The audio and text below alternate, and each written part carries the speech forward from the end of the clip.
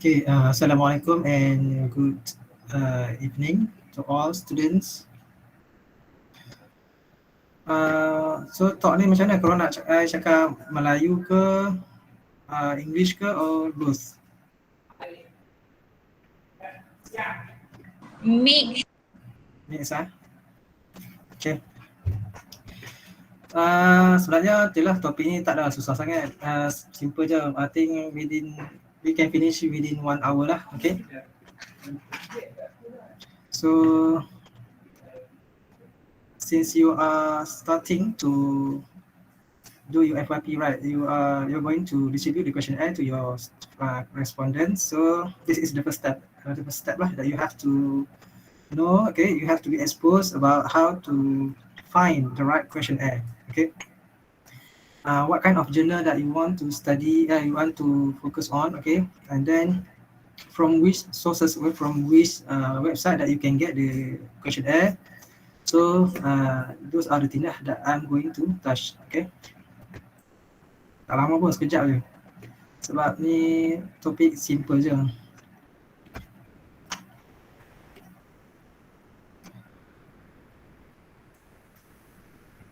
Okay, nampak tak?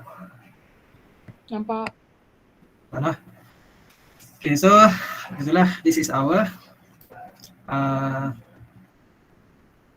topic. Okay, it's about data collection method, questionnaire, which focus on quantitative data. Okay. So what is mean by the questionnaire? So it basically a pre-formulated written set of questions to which respondent record the answer, usually within a rather closely defined alternative. Okay, so it means that you have preset questionnaire lah. When you are going to encounter with your respondent, so you are already equipped with the some set of questions that you plan to ask to the respondent. Okay. And then it is an efficient data collection mechanism when a study is descriptive or exploratory in nature. So because you want to study about the relationship, right? You want to explore the relationship. So and this is the suitable method, okay, to collect the data. And another reason people use the questionnaire because it is less expensive and it is less time consuming compared to the interview and also the observation lah, okay.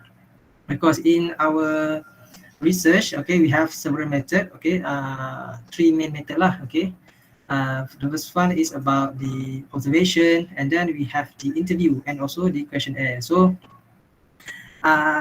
the most favorite method, okay, among students lah, because we want to spend as this amount of money as possible, right? Okay, so that is why we have to we resort to the questionnaire, okay, compared to interview or the observation. Because for the interview you have to spend your time, okay, you have to travel maybe to other state, okay, to other places in order to meet the respondent, okay, because you want to meet them face to face, you want to interview them face to face, so that is time consuming lah, and also maybe it's more expensive, okay. And then let's say if you have to do the observations, okay, if you choose the method observation, then you have to go to that place that you want to observe, and then you have to spend some time over there lah, okay. Maybe around half an hour or 1 hour, okay, just to do observation before you can collect the data. So of course lah, these two methods is quite time consuming, and you have to spend a lot of money lah. You have to travel, right? You have to stay over there. So that is why the cheapest method is the questionnaire. Okay. Okay. In questionnaire we have several ways lah. Okay. Several mode of data collection. Okay. The way we want to collect the data. Okay. Even though everyone, let's say you and your friend, okay, both of you guys are doing questionnaire, right? You are using questionnaire in order to get information to collect the data lah. But then the way you distribute the questionnaire, so it might be different from you and your friends, okay. So this method is okay, we call it personally administered questionnaire, and then we have mail questionnaire and also electronic questionnaire. Okay, but now we look at one by one first. Okay, so for the personal administered questionnaire, it is usually when the survey is confined to a local area or close proximity to one another. Okay, and a group of respondents can be conveniently assembled. So it means that you already knows your respondent, where your respondent is located. Okay, maybe if let's say if you want to do the survey among people in Perlis only, right? So it's very close lah to you. So because the close proximity to you, so you don't have any problem, okay, to go and meet them in order to distribute the questionnaire. So that's why lah, some people will choose this method because it's easier for them to meet lah. Okay. Any method, it will come with the advantage and also the disadvantages. Okay, now we look at both lah. Okay, for the personally administered questionnaire, okay, kita ada sini tengok dia punya kelebihan dia. Any doubt can be clarified on the spot. Okay, maksudnya contohlah kalau macam kamu jumpa seorang responden, okay, kamu itulah bersembang dengan dia dan kamu tujukan soalan, okay, bagi satu set soalan, lepas tu dia akan isi. Ada setengah soalan tu memang tak semua responden faham pun kan, sebab kadang-kadang mungkin level of the words lah, okay, penggunaan perkataan yang kita guna dalam kita punya kajian kan, bahasa tu kadang-kadang lain sikit. Bahasa akademik ni dia kadang-kadang ada lain sikit berbanding bahasa kita cakap. So tak semua orang, tak semualah orang boleh faham dengan mudah kan. So bila orang guna method personally administered questionnaire ni, korang boleh explain pada responden tu dengan lebih mudah lah, okay, berbanding dengan kalau korang distribute post ke apa ke, kalau responden tu tak faham, dia tak boleh tanya kan. Inilah kelebihan personally administered. Okay, and then kelebihan lain juga ialah it is less expensive when administered to group of respondent, because kan bila korang dah tahu korang punya responden, okay, mungkin korang punya responden duduk berdekatan kan, mungkin korang nak survey among seorang responden ni dengan kawan-kawan dia. So dia orang dah duduk setempat, duduk sekali kan, dah bersembang sekali, so senang untuk korang dapat responden lebih daripada seorang responden dalam tempoh yang singkat. Okay, sebab itu dia lebih mudah dan less expensive lah. And then the third one is almost 100% response rate ensured. So bermaksud, let's say kalau kamu ada jumpa mana-mana responden yang kamu targetlah responden tu untuk menjadi korang punya responden, so korang mendekati dia kan. Of course lah, selalunya kalau kita, apa yang kita bagi tu, soalan yang kita bagi dekat orang bila berhadapan, orang tu akan, kalau dia sanggup jawab, dia akan jawab lah kan. Lepas tu dia akan bagi balik dekat kita. So maksudnya kita, apa yang kita bagi, kita akan dapat balik lah feedback tu kan. Tak ada lah kalau macam kita hantar email, okay, kita hantar email dekat orang ramai kan, kita tak jumpa lah face to face, okay. Then when the respondent receive the email, so only a few of them will answer the question, okay. Tak semua orang akan jawab pun. Ada setengah tu memang tak peduli pun, dia just ignore the email, right. So itulah bermaksud 100%, almost 100% response rate. Sebab kita jumpa face to face dan kita bagi direct kepada responden kan, yang agree untuk menjawab. Okay, and then dia punya disadvantages, okay, explanations may introduce a bias, okay, sebab every time we have to explain to respondent kan. Contoh macam kalau kita punya target respondent that we face every day is maybe 50 respondent or even 100 respondent, right?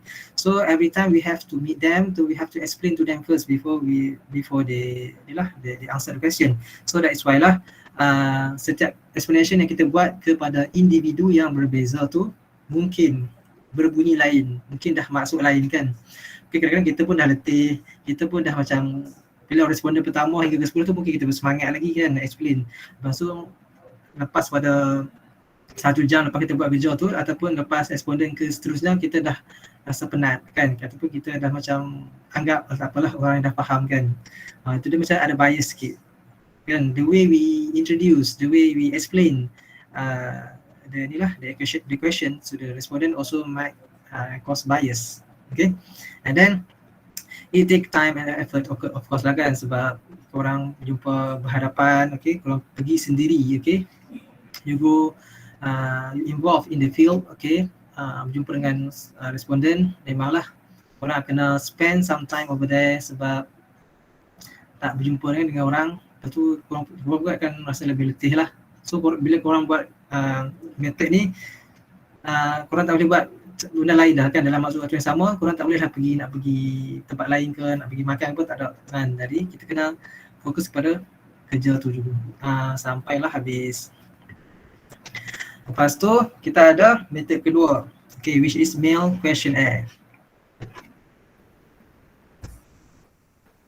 So the mail questionnaire is a form of questionnaire which is mailed to target individuals. So in addition to the mail itself, this method typically includes a cover letter explaining the purpose of the study and encouraging participation. So a postage paid, pre-addressed written envelope, ni ada typo sikit, envelope, and some form of prepaid incentive or participation gift intended as a social gesture of appreciation. Okay, bermaksud, okay, dia punya method untuk distribute questionnaire ni, kita tak print out soalan tu, okay. Compare, berbeza dengan yang tadi kan, personally administered tu kita print out, okay. Tapi yang ni kita just guna soft copy saja. Kita buat dalam Microsoft Word lah ataupun dalam Excel kan. Dalam PDF format. Okay, lepas tu kita mail kepada, kita hantar email, mail kita. Ini print silap. Ini print, confused with the email. Okay, ya, ini kita print tapi kita tak jumpa individu tu. Okay, kita just post questionnaire tu kepada alamat responden. Okay, responden ni pula, sebelum korang nak mail, korang nak hantar post kepada responden, korang kena tahu dulu siapa korang punya target responden.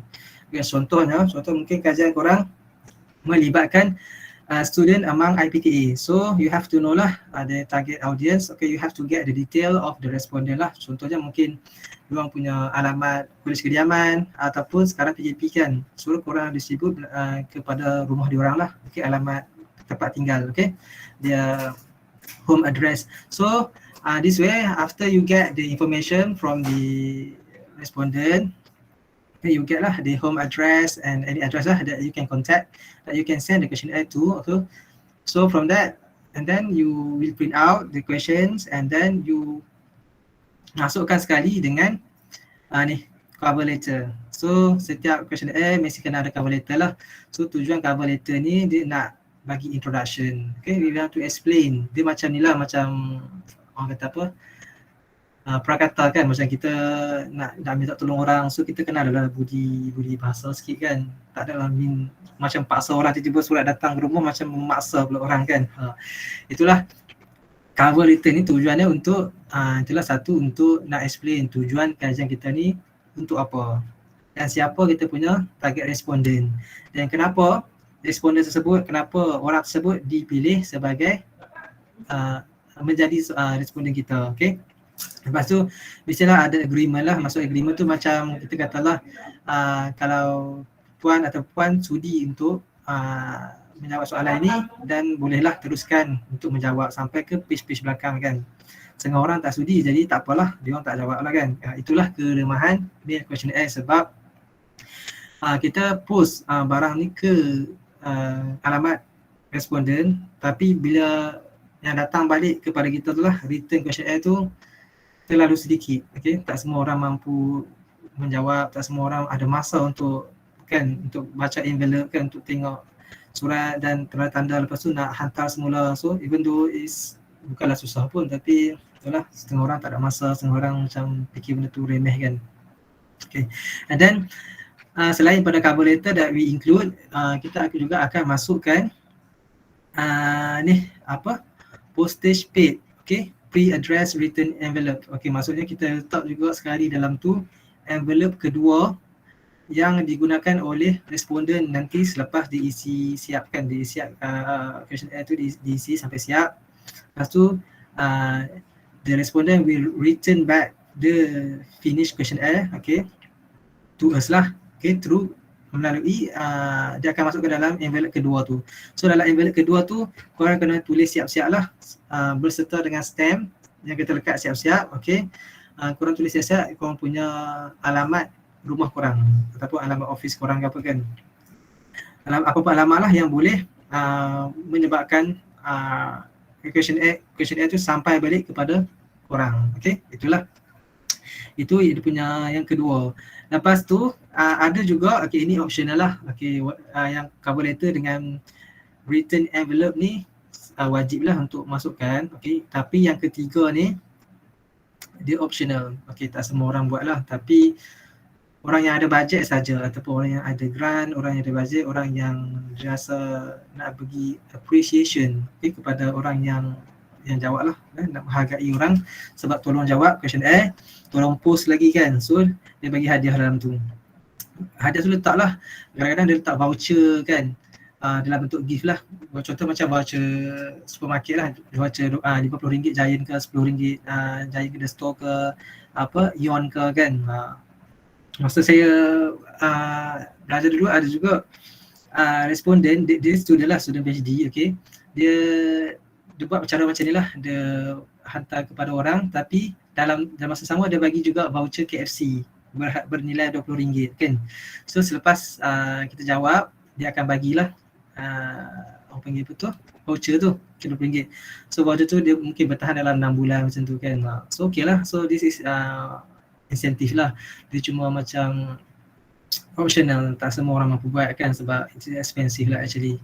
Then if you have enough budget, then why not, right? Kan masukkan sekali lah, okay. So the advantages is, okay, anonymity is high. So it means that kita, okay, responden ni dia macam tak terdedah, dia tahu dia cuma jawab soalan tu dia return balik. So orang yang membuat research tu tak kenal siapa yang jawab soalan tu kan.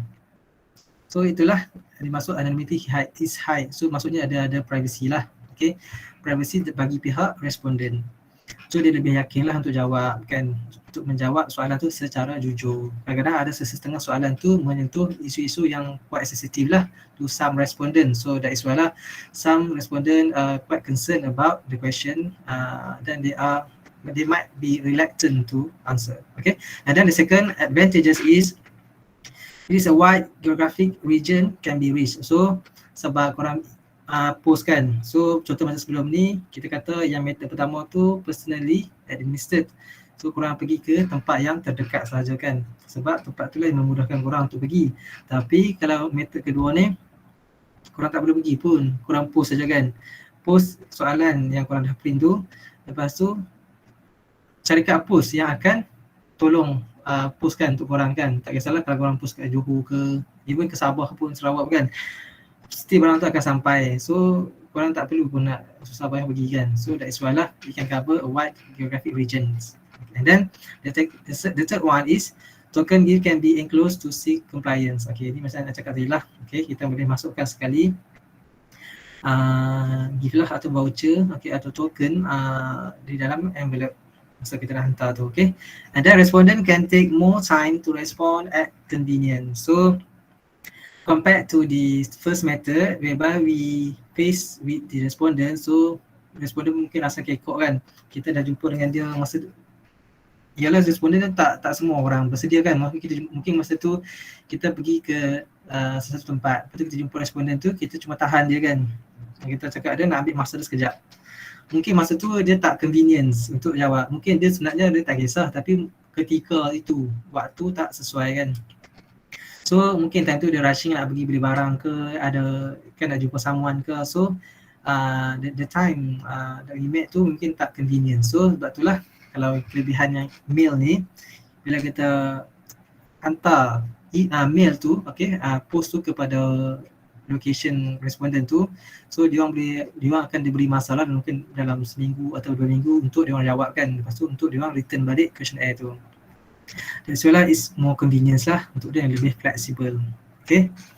And then finally can be administered electronically if desired. Okay, ini sebenarnya metode ketiga lah. Okay, if let's say if we find it's quite difficult lah, quite impossible for many respondent to answer or respond to the mail questionnaire, then we can resort to the electronic mail. Okay, and then the disadvantages is response rate is almost always low. Okay, sebab itulah tak semua orang akan layan mail kan, surat. Contoh macam even you yourself lah, I believe kadang-kadang post menghantar kan, syarikat post menghantar barang ke, surat ke rumah. Okay, tak semua orang akan pergi tengok pun dekat mailbox tu kan, apa yang dia dapat daripada siapa tu siapa kan. So itulah tak semua orang akan peduli. So bila kadang-kadang seorang peduli pun dia tengok macam tak penting pun kan untuk dia. So that is why lah they tend to ignore. Itulah kelemahan dia. And then second disadvantages is cannot clarify questions. Sebab korang hantar ke orang, okay, melalui email. So any question that maybe the respondent might find is quite difficult to understand. So maybe if you meet them face to face, maybe they will ask you more lah, ask you more detail. So but then due to the distance, okay, we are not in face to face. So any question, any clarification that maybe you cannot do it, okay. So maybe question A yang dijawab oleh responden tu tak tepat sangat sebab question A yang ditanya tu responden tak faham. So bila dia jawab dia kata benda apa ni kan, so dia hentam je. At least as long as dia tolong jawab dan siapkan question A. Itulah kelemahan dia kan. Asalkan siap kan, padahal dia tak faham soalan tu tapi dia nak tanya orang tak boleh sebab tak tahu nak tanya siapa. Okay, and then the third one is follow-up procedure for non-response are necessary. Okay, sebab kadang-kadang bila kita post ni, itulah bila orang tak respon, kita kena follow up lah kan. Mungkin kita akan call dia, cakap dia barang dah sampai belum, surat dah sampai belum. Kalau dah sampai, boleh tak tolong jawab dalam tempoh tertentu kan. Kalau tak sampai juga, kan kita kena hantar semula post tu, okay. Questionnaire yang kita print tu kita post semula kepada responden yang tak dapat, okay. Itulah follow up yang kita kena buat. Dia agak agak banyak kerja jugalah kalau kita nak follow up tu, okay. Itulah dia punya disadvantages. And then we have the third one is electronic questionnaire. Inilah electronic. So if we find it's difficult for the respondent to answer to the main questionnaire, then we can resort to the electronic questionnaire. Okay, inilah electronic. So it means that you do not have to print your questionnaire. Instead, you just do it soft copy. Okay, macam you buat dalam Microsoft Word, okay, ataupun nak senang lah you print, you buat dalam PDF form, or you can do it in the website, okay, provided by the third party lah. For example, Google Form. Nowadays, we are quite famous lah. I believe that every students are exposed to the Google Forms, right? Because now we are doing online classes, right? And then you are compulsory to fill in your attendance, right? So kebanyakan lecturer yang ambil attendance, kebanyakan akan guna Google Form kan. Mungkin ada method lain. Setengah lecturer dia guna Telegram or WhatsApp, right? Ataupun Google Meet, okay. But then as a formal documentation, selalunya orang akan guna Google Form, okay. Ada another third party, okay, another website that could assist you in order to do the electronic questionnaire is SurveyMonkey, okay. SurveyMonkey ni dia ada limit lah actually, mungkin ada certain question, ada certain features saja. Tapi kalau if you want to move further lah, mungkin ada korang nak melibatkan responden yang terlalu banyak ataupun ada feature-feature yang korang nak langgan, then you have to pay lah, you have to subscribe, okay, to the website, if I'm not mistaken lah. Saya pernah masuk ni dalam sekali dua je, tapi due to the existence of other platform, right, Google Form lebih convenient dan is free of charge, so I just guna ni sajalah, okay. Itulah electronic questionnaire. Okay, so sekarang kita tengok dia punya kelebihan. Okay, kelebihan ni dia lebih kurang dia macam mail questionnaire lah, okay. Sebab it's easy to administer. Ni taruh tu soalan tu ni banyak typo. So you know, okay, so it's easy to administer because you just do it online. Okay, then you just key in your questionnaire in the Google form, and then you will distribute, you just forward or share the link, okay, the link from the Google form to the respective respondent.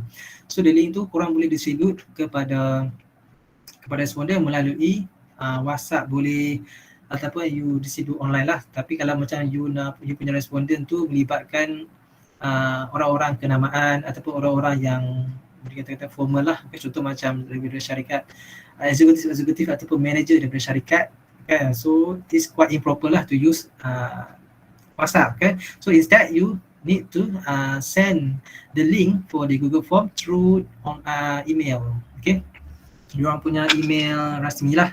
So that will be a proper way lah, okay. Lepas tu kedua, kelebihannya adalah it can reach globally, okay, sebab online kan. So bila korang online ni sudah senang lah semua orang. Contoh kalau korang nak ni random pun, korang cuma letak link korang dekat status, contoh status WhatsApp, status Instagram kan.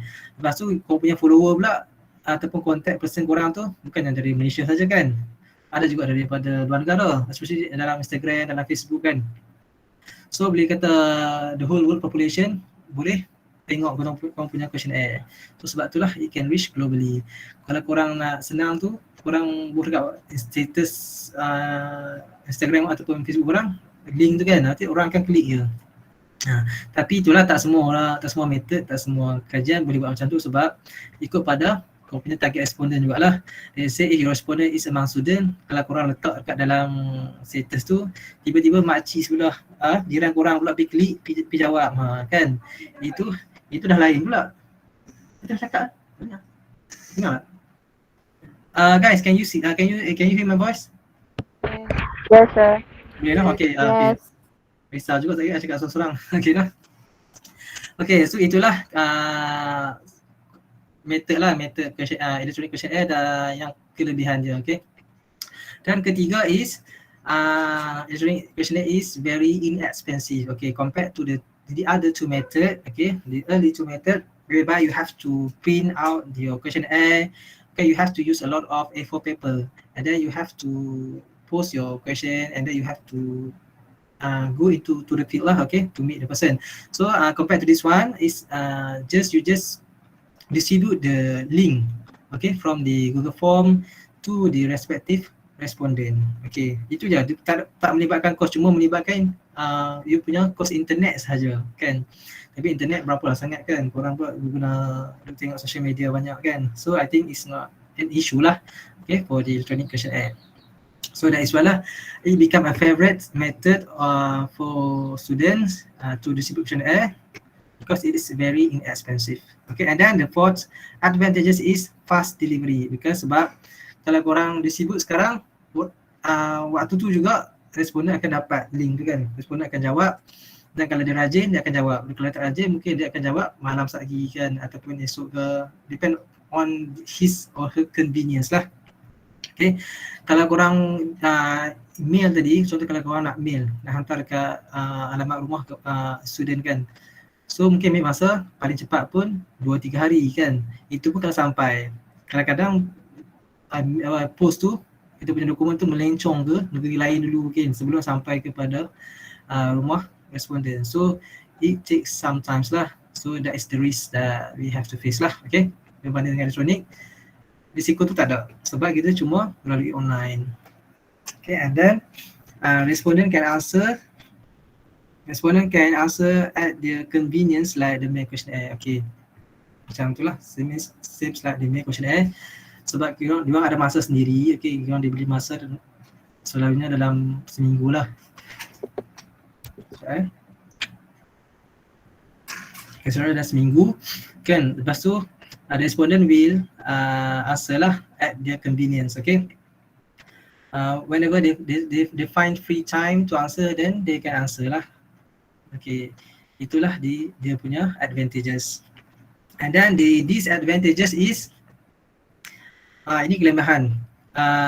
Computer literacy is a must. Okey, bermaksud responden mestilah tahu menggunakan komputer, tahu menggunakan internet dan juga tahu menjawab questionnaire melalui internet, right? Dia tak jadi isu lah sebenarnya kalau orang punya responden tu adalah di kalangan student. Sekarang kan student semua dah celik IT kan, semua dah tahu guna komputer, semua guna smartphone, semua dah hadir kelas online, so it should be no problem. But then, let's say if your respondent is involved, those people who are categorized as the senior citizen, okay, contohnya macam orang yang berumur 50 tahun ke atas atau 60 tahun, so respondent might find this method as difficult lah, okay, to be a problem lah, sebab kebanyakan orang-orang senior citizen ni, diorang, not everyone are exposed to electronic, okay, not everyone knows how to answer the question, tak semua orang tahu nak ni internet kan, so that is the problem lah. Tapi itulah, it depend on your respondent, okay, when it come to the computer literacy, okay. And then second one is respondents must have access to facilities. Okay, ini juga kelemahan, depend pada responden. Sesetengah responden dia tak ada internet connection pun dekat dia punya residential area kan. Contoh macam even macam sekarang pun kita as you as a student, right, you know your condition, okay, you know your friends condition, tak semua orang punya kawan ada good internet connections, right. Kadang-kadang ada setengah student yang duduk dekat rural area kan, kawasan pedalaman, kawasan kampung yang susah nak dapat internet connection, so ia akan menjadi masalah lah kepada researcher, okay. Sometimes researcher tu mungkin dia punya target respondent adalah di kalangan people who live in rural area, kan, orang yang tinggal dalam kawasan pedalaman, kawasan kampung, mungkin itulah kajian dia, tapi bila dia guna method ni, dia akan menjadi masalah lah, okay, kan. Sebab itulah dia ikut juga kepada korang punya kajian, okay, siapa korang punya responden. Kalau korang punya responden tu among student ataupun among the one who live in urban area, okay, in the downtown area, so it should not be a problem lah to use this electronic questionnaire, okay. But then let's say if your respondent is those who live in rural areas, then maybe you cannot choose this method. It will cause a bias lah, okay. Mungkin orang hantar email kepada 100 orang sehari, tapi yang dapat tu mungkin dalam 30 atau 40 orang. Selebihnya diorang tak sedar pun yang diorang dihantar email, okay, kan. Sebenarnya diorang tak sedar sebab mungkin internet connection is not good, okay. That is the problem lah. And then respondent must be willing to complete the survey. Okay, ini selalunya berlaku kalau ada kan student respondent akan klik link that is given by the researcher, right? But then okay, ada bila orang baca questionnaire tu, dia tengok questionnaire tu terlalu panjang kan, terlalu banyak soalan yang ditanya kan. Selalunya yang idealnya dalam 20 je lah, 20 soalan ataupun 30 soalan. But then some researcher, they will take disadvantages by putting a lot of questions, okay, in one blast kan. Misalnya dia nak hantar tu sekali tu, alang-alang tu dia letak sekali questionnaire lain juga, so the respondent can answer benda tu macam sekali lalu kan. Itulah menjadi masalah. I pernah hadapi soalan tu. Ada student dia hantar ini kan, ada kawan I pun hantar questionnaire. Lepas tu I tanya, kenapa soalan banyak sangat ni? Macam dah mula-mula baca okey lah kan, 3-4 minit pertama tu okey. Padahal selepas daripada tu tak habis-habis, kena pergi ke next page kan. So macam dah macam mengarut dah kan. Itu kalau orang yang tak nak bagi kerjasama tu, dia tak habiskan lah, dia tak habis jawab, so dia just quit, tutup handset kan, ataupun keluar daripada browser tu, pergi tengok YouTube ke apa ke, buat kerja sendiri. Itulah, so bila dia jawab tak habis, at the end of the section of the questionnaire, dia akan ada tekan butang submit, right. Bila dia dah tak jawab habis, dia tak jumpa lah butang submit tu, dan bila dia tak tekan submit, so sebenarnya tak dapat pun respons daripada responden tu, sebab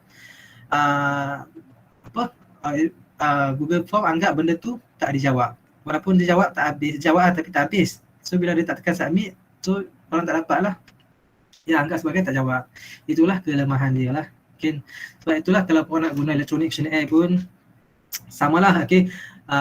Regardless whether you want to use electronic or face-to-face or mail questionnaire, make sure that questionnaire yang you put tu berkaitan dengan punya study saja. Jangan bagi orang lain tumpang, okay, bubuh questionnaire sekali sebab dia akan jadi mengarut terlalu panjang, kan.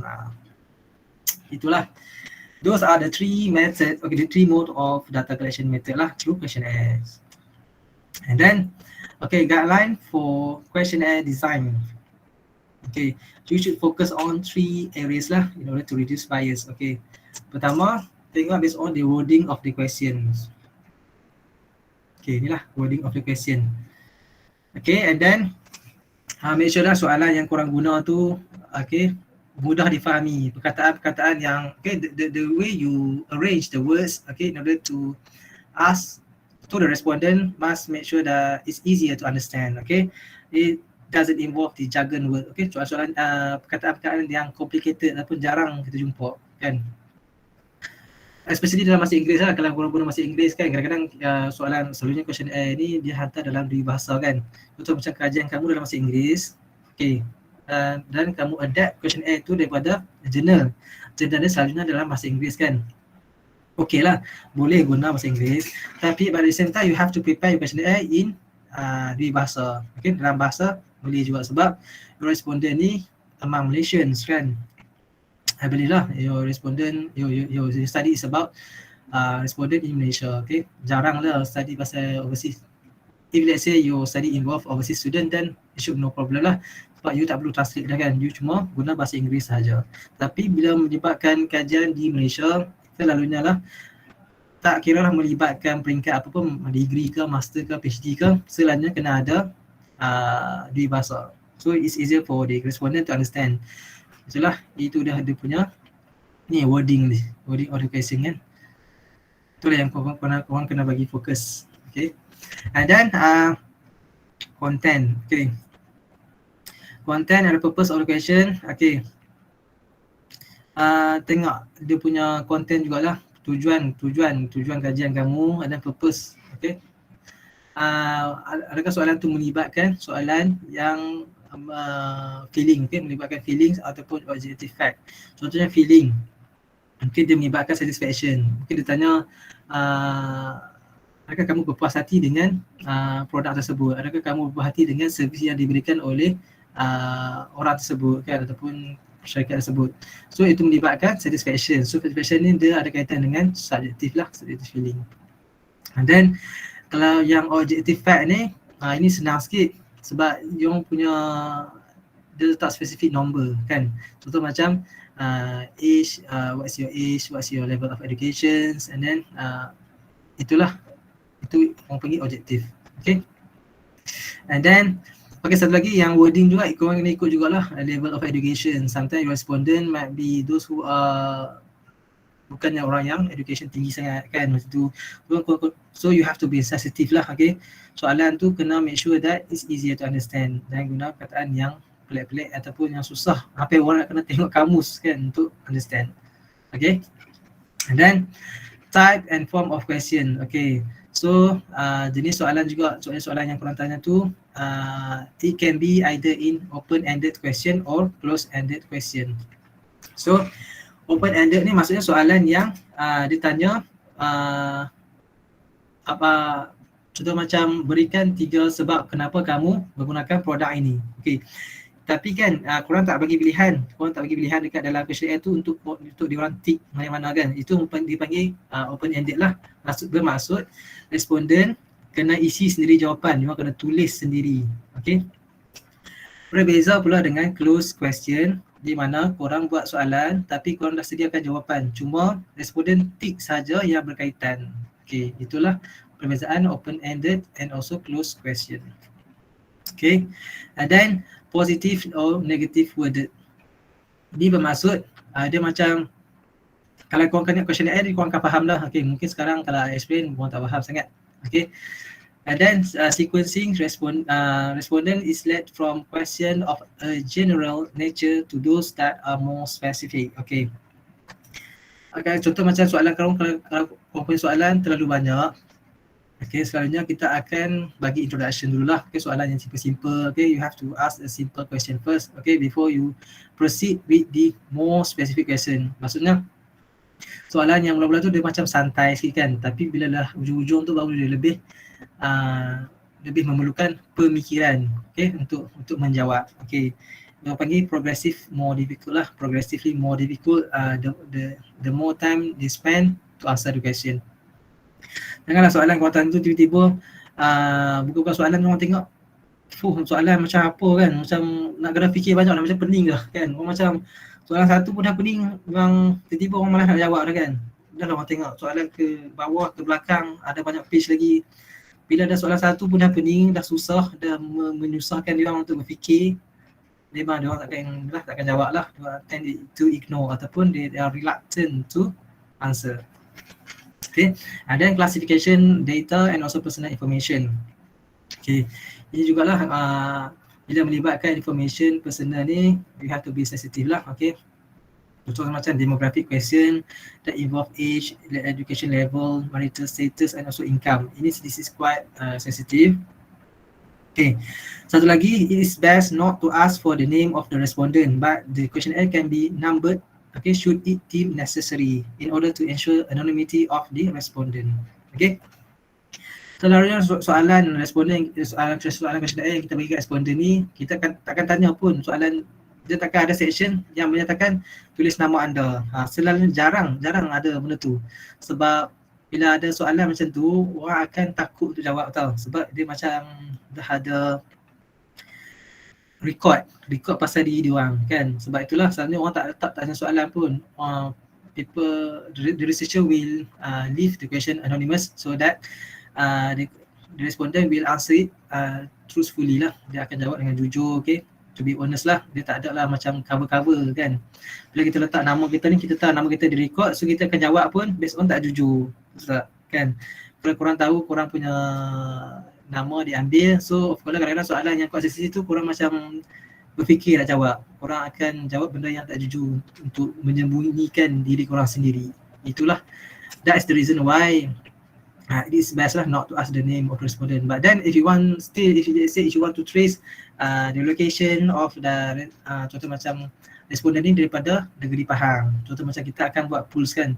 Let's say if you respondent involve the whole Malaysian population, okay, seluruh Malaysia lah. Lepas tu korang kalau korang nak pastikan untuk classification akan datang nanti, okay, korang boleh buat responden ni nombor bersekian-sekian daripada negeri Pahang, nombor sekian-sekian daripada negeri Pulau Pinang. Itulah, itu akan guna numbering sahaja. Okay, to make sure that is confidential. Okay, ni soal slide terakhir. Type of questionnaire use. Okay, sebelum korang nak cari questionnaire, okay, you have to understand all these things. Kita ada 3 jenis, three type of questionnaire that are usually used in research lah. Okay, the famous one, the easiest one is adopt. Okay, we tend to adopt the questionnaire. Maksudnya kita akan ambil questionnaire tu daripada jurnal tanpa menukar sebarang perkataan dalam tu. Okay, contoh macam korang cari jurnal berkaitan dengan human resource ataupun organizational behavior. Kan, you search dekat dalam internet, dapat artikel tu. Lepas tu dia bagi sekali, dia sertakan sekali dengan soalan questionnaire. Dan orang tak perlu ubah apa-apa dah kalau korang guna adopt lah.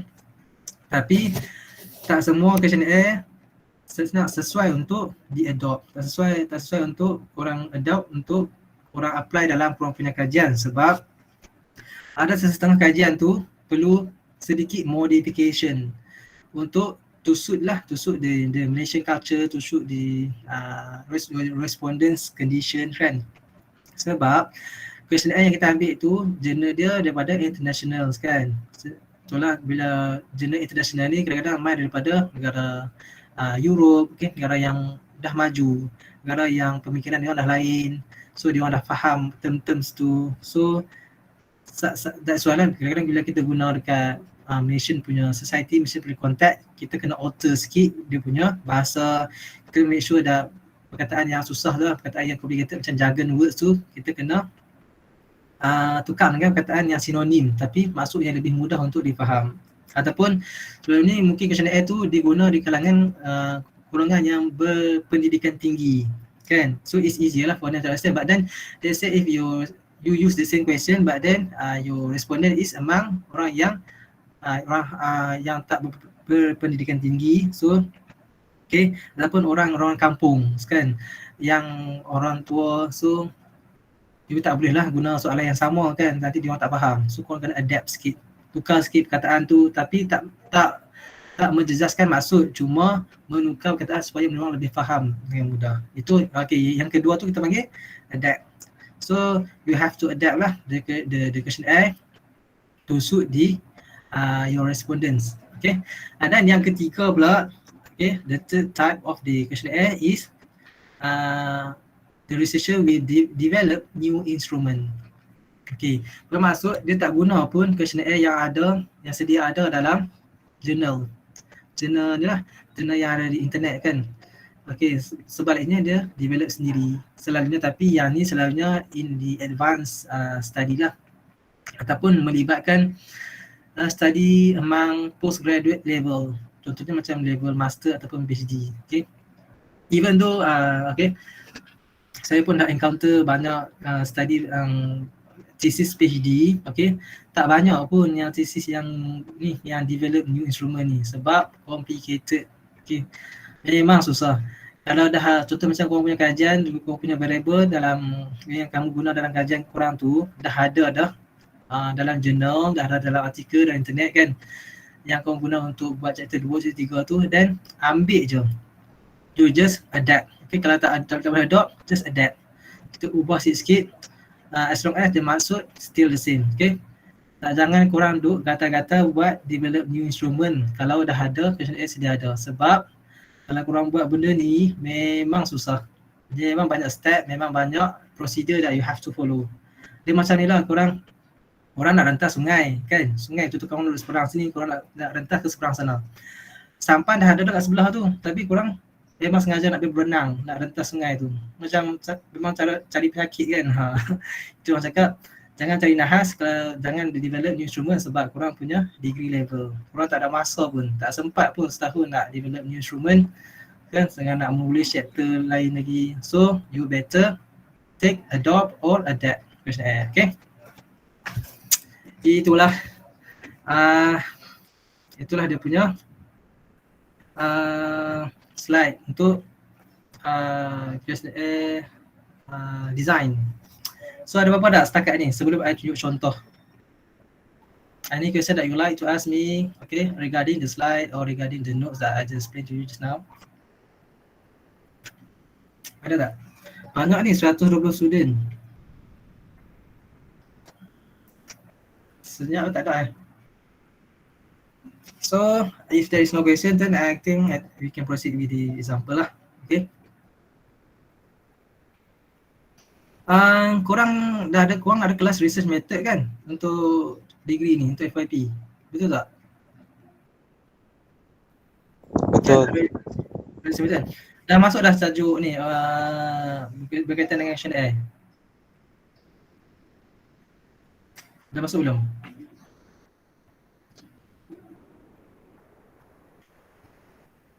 Guys, dah masuk belum?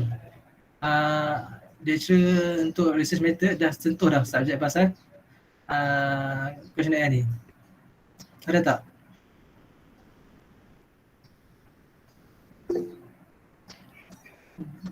Dah Okay, tu dah. So memandangkan korang dah masuk chapter ni dan rasa ni cuma info tambahan je lah. Okay. So korang tahu kan cara nak cari jurnal daripada mana? Kan? Korang cuma pergi ke website. Contoh macam kita ada Unimap library kan. Daripada library tu korang akan pergi ke e-resources. Lepas tu korang akan tengok kat situ lah dia punya website yang sesuai. Okay. I akan tunjuk contoh cara nak cari questionnaire. Okay, ini I pergi UM lah sebab UM ni I dah familiar dan I pun graduan UM. Okay, ini contoh e-resources. Okay, tengok ni, ini antara website lah yang korang boleh pergi untuk download artikel, okay, ataupun jurnal untuk tujuan mencari questionnaire yang telah ada. Okay, contohnya I bagi contoh. Okay, ini salah satu website lah yang quite good lah. Contoh ni, contoh tajuk yang I akan tunjuklah contohnya. Ya, betul.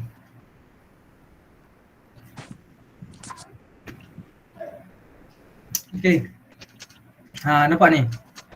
Ini lah, korang punya cuma masukkan tajuk kan. Betul, kalau nak dapat question, direct tulis questionnaire. Okay, tapi tak tulis ni pun tak apa. Asalnya kalau kau biar macam ni pun ada juga kan. Dia keluar juga. Tapi korang akan tengoklah satu-satu tajuk berkaitan dengan kau punya study untuk mencari questionnaire. Contoh macam ni, I dah klik. Okay, tajuk dia adalah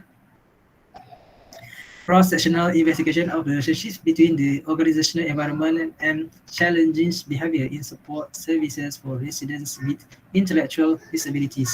Okay, ini dia punya abstract. Okay, korang boleh baca background di sini kan. Ini tak apalah korang untuk overview. Tapi kalau korang nak tengok questionnaire dia, nampak ni, ini contoh jurnal yang bagus lah, yang dia expose dia punya questionnaire. Nampak tak questionnaire ni? So key untuk tahu questionnaire tu bagus ke tak, korang boleh tengok item dia. Lepas tu korang tengok Cronbach Alpha dia. Okay, kan? So Cronbach Alpha to be accepted as a good questionnaire, make sure that the value of the Cronbach Alpha is above 0.7. Betul, macam 0.7 and above kan. 0.5 ni tak good sangat. Tapi tak apalah, yang ni setiap item ni. Tapi kalau selalunya dia akan tunjuk yang overall, satu variable, lepas tu dia akan tunjuklah overall variable tu dia punya Cronbach Alpha dia berapa. So kalau dia punya value 0.7 and above, so it means that you can use that questionnaire in your study lah. Okay, ini contoh soalan dia. Okay, ini dia punya dimension lah, bahawa dia items kan. Inilah contoh macam mana korang nak cari questionnaire. Okay, akan tunjuk contoh lain. Okay, yang ni sesetengah questionnaire, sesetengah apa paper dia tak ada tau. Dia tak ada questionnaire. Jadi you have to find another journal, artikel lah. Okay, contoh macam saya cari firm performance.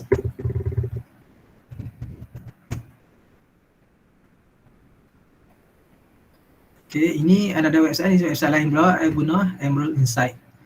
Okay, mana macam ni kan you tengok ada tulis PDF kan. Tapi you tengok juga lah tahun kan, macam ni dah terlalu lama. So tak apa, kita ignore dulu. Kita ambil yang baru sikit. Okay, ni quite new jugalah. Ataupun ini ke kan. Okay, lepas tu kita pergi ke, tak boleh, ada setengah jurnal you have to buy lah in order to get the article. Macam ni, you just scroll down until you find the questionnaire part.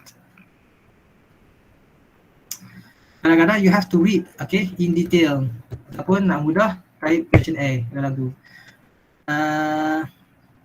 Okay, ini dia tak expose. So, tak boleh kita cari jurnal lain. Jurnal lain yang ada questionnaire. Tersilap lah, terdelete dah. Wait. Mana tadi ya? Okay, this one. Okay, ini film performance. Kita cuba tengok dia ada tak dia punya questionnaire.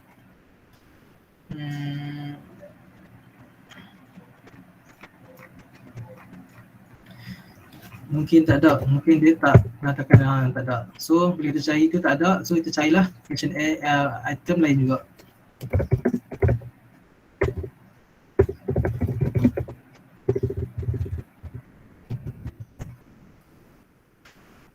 Tahu tak cari nak questionnaire sebelum ni? Kau dah tahu dah.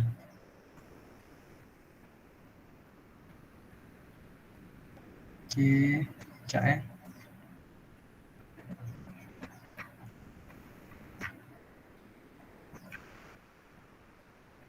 Ini pun tak ada. Okay. Lama sangat ni.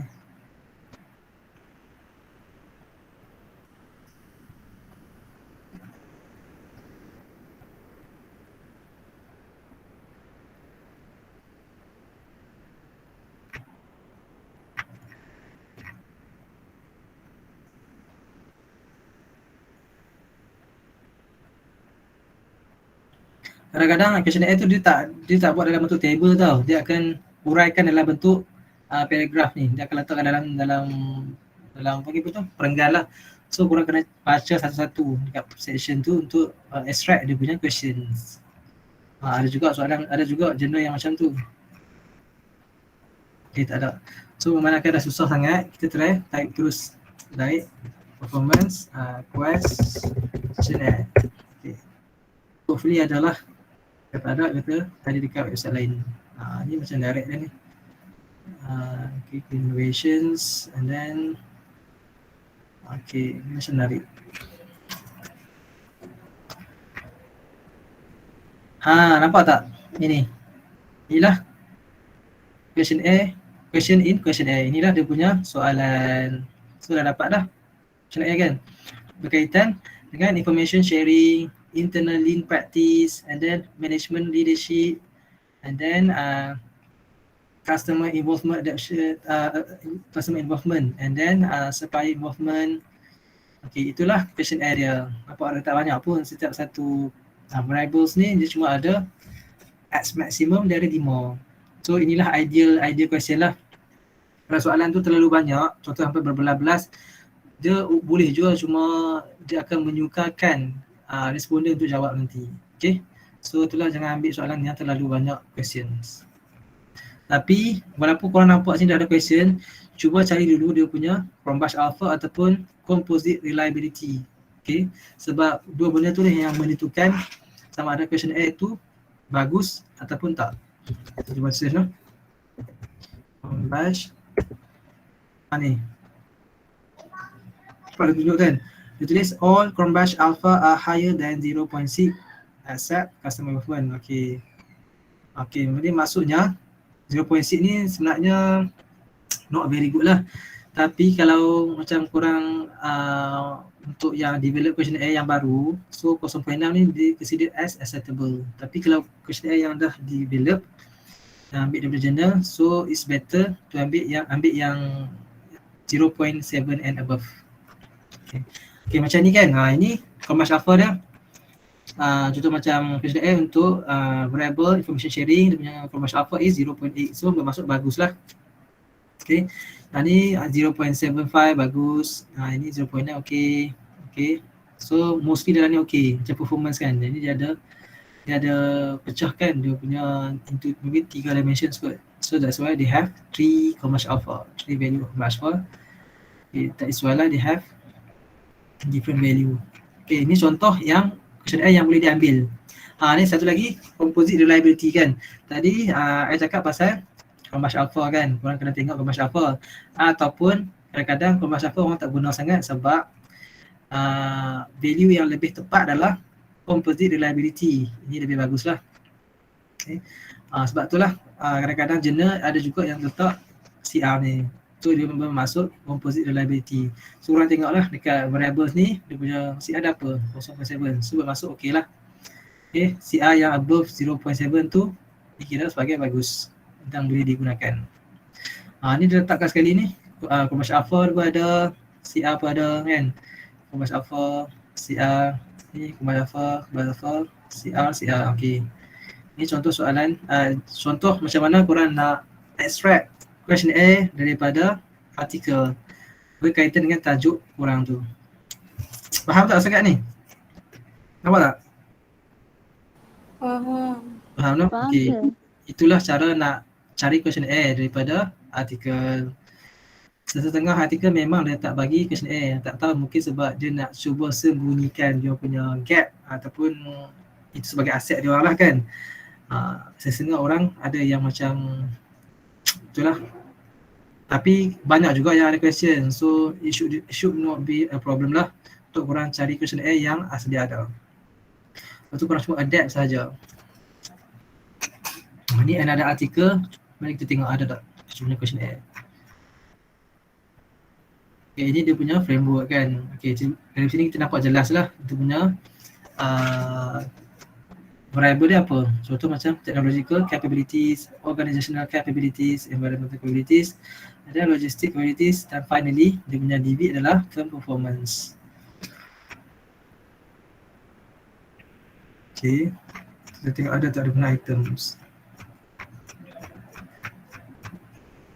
Ni soalan ni kat bawah, nampak tak? Dia letak dekat bahagian appendix. Ini dia punya variables ataupun construct lah, okay. Lepas tu dia punya item adalah ini. Okay, ini dia punya reference, okay. Dia adapt daripada mana? Tengok dia tulis adapt kan. Tak besarkan sikit. Apa dia tulis adapt? So bermaksud dia punya questionnaire ni telah diadapt daripada ni yang lama ni. Kan dia ambil daripada banyak artikel, 4 artikel. Okay, dia adapt dari macam ni. So bermaksud dia bukan adopt lah, dia adapt untuk to suit his current studies, okay, his current respondent. Okay. Korang boleh juga kalau korang nak baca detail, korang boleh pergi ke reference yang dia bagi ni untuk tengok questionnaire asal dia macam mana, kan. Pergi ke klik di sini, nanti dia akan pergi ke dia punya reference lah, reference list. Okay. Okay, itu dia cara nak cari. Saya punya alpha. Okay, ini CR dan juga Rombash alpha. Okay, Rombash alpha dia dah tunjuk dah. Kita kata result shows that all the value are above 0.7. Maksudnya okay lah. Kan ni composite reliability dan also Rombash alpha. Nampak tak? Kan? Inilah contoh dia. Banyak lagi channel lain yang korang boleh cari kan. Itulah contoh. Okey, lepas tu lepas korang dah dapat dia punya questionnaire tu kan, korang kena adapt sikit lah. So nak adapt tu korang kena refer korang punya betul supervisor. Okay, make sure that supervisor tengok dulu soalan tu sebelum korang nak distribute kepada respondent. Okay. So masa korang tengah buat soalan tu, korang kena make sure korang punya questionnaire tu ada introduction. Contoh macam ni lah. Okay, ni I bagi contoh yang I buat dulu lah masa I study dulu. Okay. Inilah contoh introduction from page questionnaire tu. Kan I buat logo university, the university that you study with ni lah currently. Okay. And then tajuk, korang punya tajuk thesis. Okay, tajuk kajian korang. Then bagilah introduction sikit kan. Katalah saya ni siapa kan, saya ni student, and then siapa supervisor, and then tujuan buat research kan. Lepas tu kita kata dia orang punya respon ni adalah confidential. So kita tak akan dedahkan kepada orang lain. So lepas tu korang letaklah korang punya details. Okay. So that the respondent can contact you lah. Let's say if they have any question that you like to ask, if they need more clarification, so they will contact you. Okay. Dan lepas tu barulah korang boleh letak proceed with questionnaire. Okay. Questionnaire ni yang I punya bawah ni lah. Ni questionnaire cara I buat. Okay. Yang 7 ni, Likert skill ni korang boleh bergantung kepada soalan. Bentuk pada jurnal. Kalau jurnal tu, jurnal yang lepas, jurnal yang kau ambil tu dia guna Likert skill 7 dan korang guna 7 jugalah. Kalau dia guna 5 kan, korang guna 5 kan. Dia depend pada questionnaire asal. Tapi kalau korang nak ubah pun boleh, cuma korang kena ada justification lah kenapa korang ubah. Okay. Ini tak ada apa, ini cuma demografik sajalah. Demografik ni depend pada you lah, korang you nak tanya dia orang apa kan.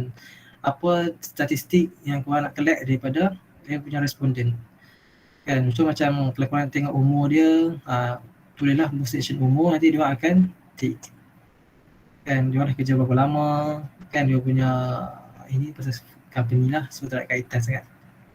Okay. Itu je lah contoh dia. So, do you have any question that you like to ask? Ada masalah tak? So I think itu je lah kot. Dah sejam 2 sejam lebih ni kan. So ada masalah tak? Do you have any question that you like to ask before we end the sessions?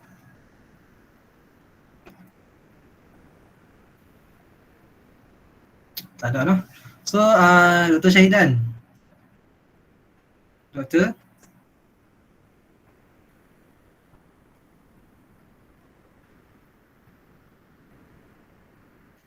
Sekejap sekejap. I try contact him.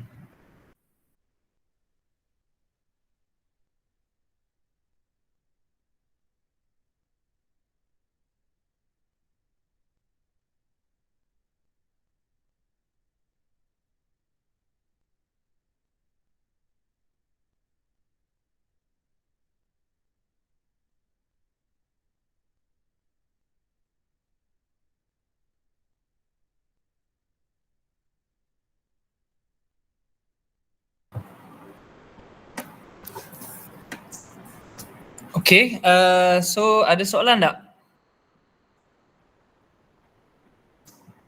Ada soalan yang nak tanya?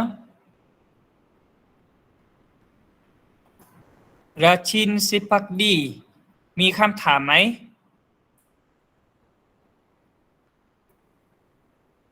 ไม่มีครับ ฮะ ada soalan Tak ada soalan. Ini Alif ada soalan Alif?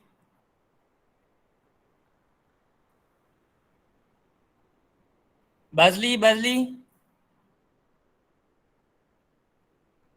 Semua tak ada soalan. Okey, kalau tak ada soalan, saya rasa di situ sajalah. So, saya ucapkan terima kasih kepada Dr. Faiz kerana kongsi ilmu tentang bagaimana how to construct questionnaire. So, this is very important for all of you because I know that many of you do not know how to construct questionnaire. Actually, you cannot construct you cannot create question by yourself, but you have to refer to journals. You can create, but it is not your level. Okay, the important thing is actually you have to follow the journals. Okay, you just construct your questionnaire, your questions, how to construct the questions. It must be based on the journals, not based on yourself only. Okay. So then kalau you construct the questions by yourself, I'm afraid that when you run your data, then nanti you are going to face problems lah. And then when you go for Viva, of course the examiners will ask you a lot of questions and will argue with you. So that's all I think for today. Thank you for coming. I know that some of you do not come, so it's okay. So this actually is for those who wants to get knowledge only. But I'm not going to share after this. I'm not going to share videos with all of you because I want you to gain knowledge by attending the talk. Okay. So ucapkan terima kasih kepada Dr. Faiz semua. Thank you, Doctor. Thank you, Doctor. Thank you, Doctor. Thank you, Doctor. Thank you, Doctor. Thank you, Doctor. Thank you, Doctor. Thank you, Doctor. Thank you, Doctor.